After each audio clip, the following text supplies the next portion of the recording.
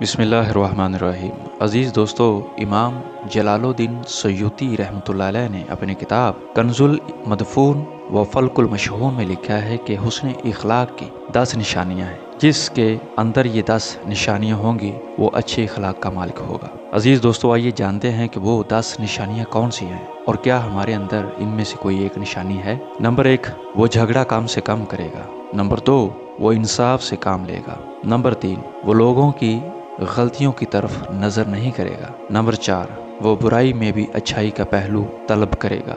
Number 5, वो माजरत का तालब होगा। नंबर 6, वो लोगों की अजियत को बर्दाश्त करेगा।